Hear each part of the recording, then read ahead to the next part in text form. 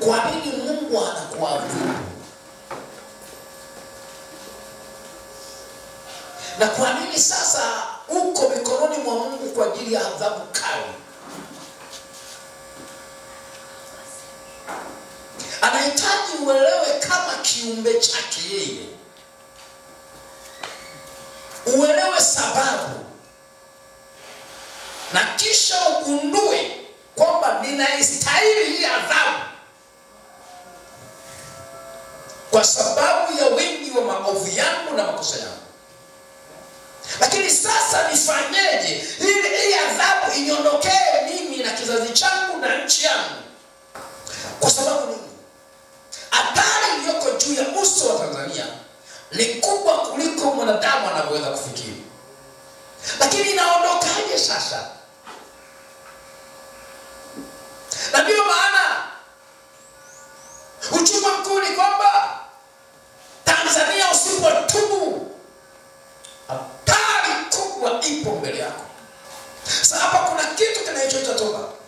Unajua ni rahisi kutubu, lakini unapaswa kufahamu kuna toba za misisimko. Tuko sawa kwa sababu ya hofu, lakini ndani yake hazina matunda na hazina umanani. Si kila toba inaweza kuzaa matunda.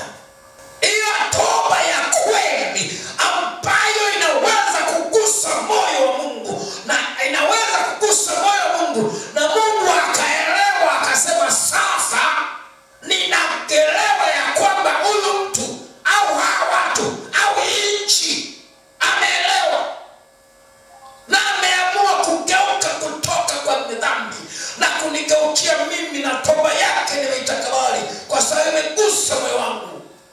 Mungu haipokei toba kwa sababu unapaza sauti unalia. Anapokea toba kwa kukuchunguza ndani ya moyo wako, kiwango unachotubu, na unatubu ukiwa na ufahamu na unaelewa sababu inayokupelekea utubu. Si kutubu tu kwa sababu umeambiwa hukumu inakuja. Lazima uwe na ufahamu wa kutosha na kuelewa sababu ya kutubu na ni kwa nini unapaswa kutubu. Jumani nikasema wewe uliopata nafasi ya kuwa katika kongamano hili, ni Mungu amekupenda. Na wewe ambayo sasa umeketi mahali uliko unafuatilia kipindi hiki, ni Mungu amekupenda kusikiliza.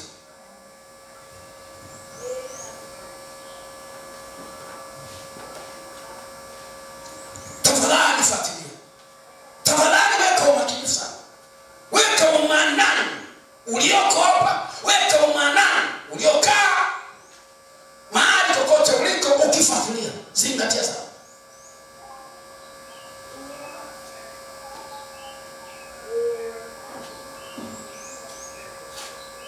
Bwana Yesu asifiwe. Amen. Lakini sasa basi nataka niweze, Tanzania umetembea gizani. Kanisa la Tanzania umetembea gizani. Watumishi wa Tanzania tumetembea gizani. Na ule ukweli.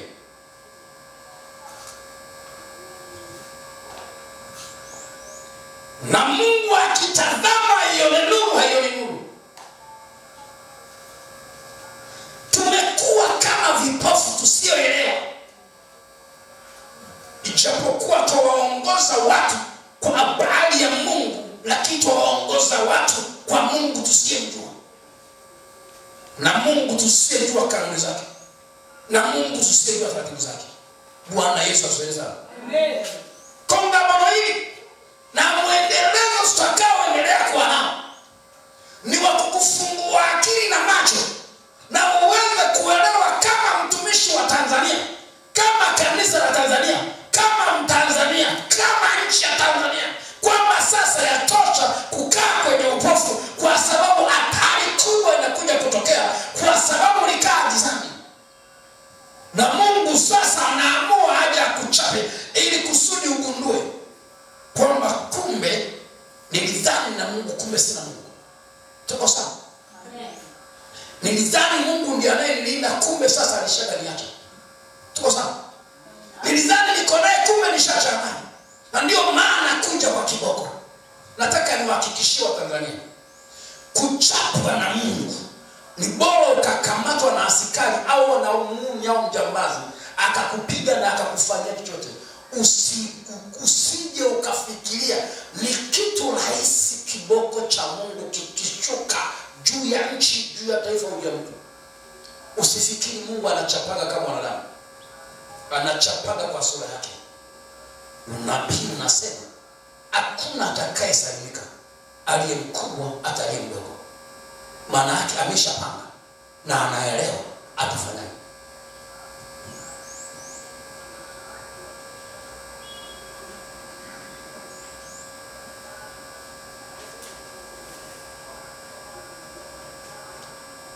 Nani sababu? Kwa inahitaji umakiza, inahitaji uelevu, inahitaji ufahamu wa kutosha. Haihitaji mizaha.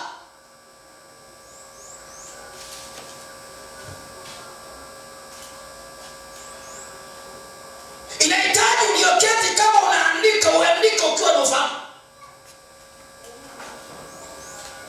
Na ukubali akili yako igeuzwe ili muelewe Mungu na makusudi yake, na Mungu akisema kasema. Bwana wetu Yesu asifiwe. Amen. Unanielewa vizuri? Amen.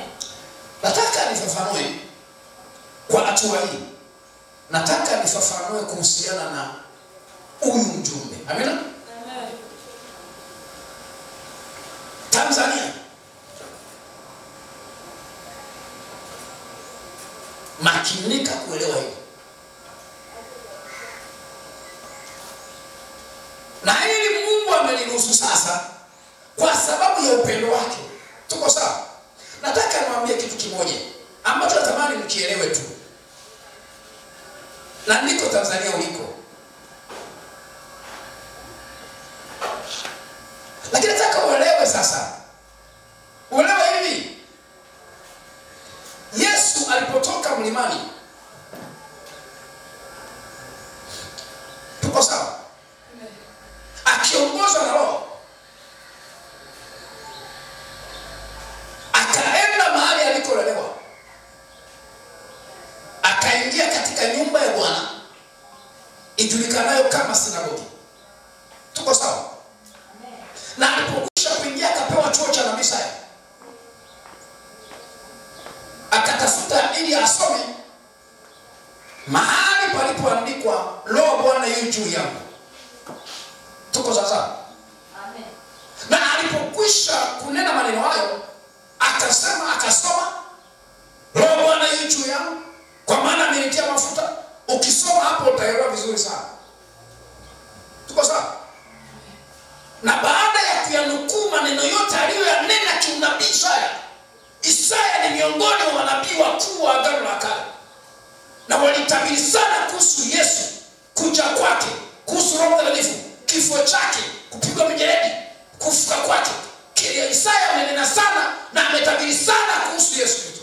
Tuko sawa? Amen. Lakini ukumbuke, na nataka muelewe hili. Nataka ufahamu hapa. Yesu hakwenda kwa wapagani. Injili yake ilianzia katika nyumba ya Bwana. Tuko sawa? Amen. Baada ya kubatizwa na Yohana Mbatizaji katika mto wa Yordani, tuko sawa? Aliongozwa na Roho kwenda nyikani. Akajaribiwa akifunga kwa muda wa siku 40. Tuko sawa? Amen. Alipotoka kule akiwa akiongozwa kwa nguvu za Roho, hatua ya kwanza alienda katika nyumba ya Bwana. Tuko sawa? Amen.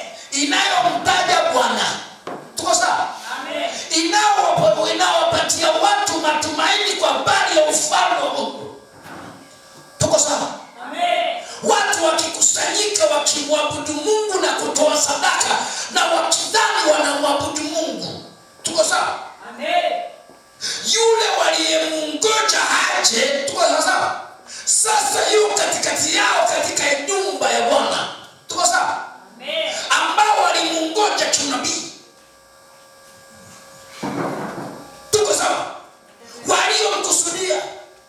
Wakisoma habari za manabii wa kale kwamba yuaja Masihi. Tuko sawa? Na habari zake zimeelezwa. Na atafanya haya na yale yote yamenenwa kwenye vitabu vya kinabii na manabii wa kitabu. Sasa yule ambaye ametabiriwa yuko katika nyumba sasa. Tuko sawa? Amen. Na anapewa chuo cha nabii Isaya. Na anasimama sasa ili apate kusoma na ili kusudi wapate kuelewa ya kwamba hao wanamwabudu Mungu asiyemjua, ijapokuwa ni wana wa Ibrahim, ni Wayahudi,